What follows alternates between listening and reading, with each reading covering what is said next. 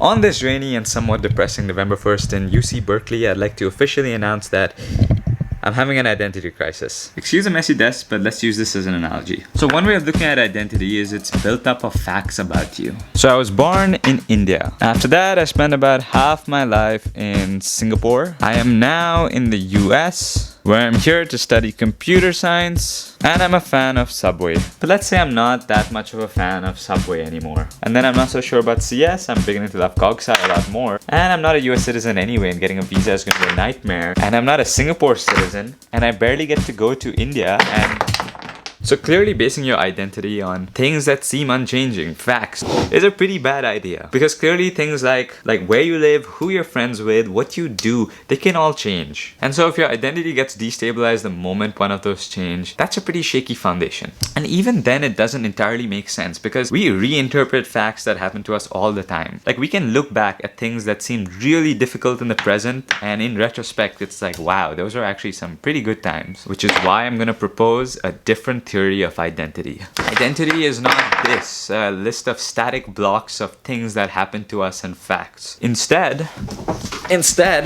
it's this. I don't mean literally this stack of books.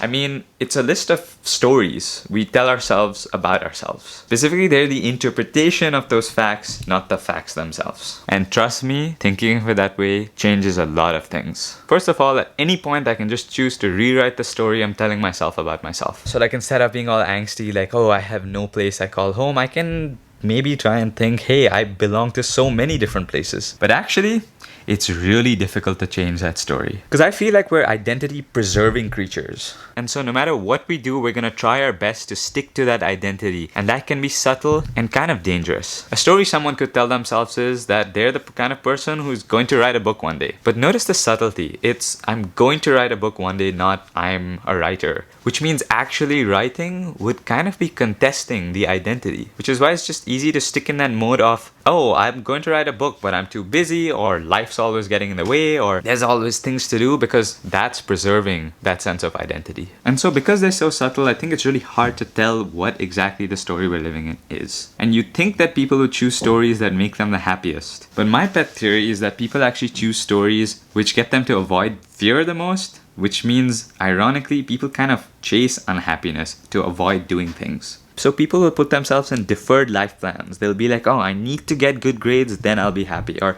I need to earn this much money and then I'll be happy.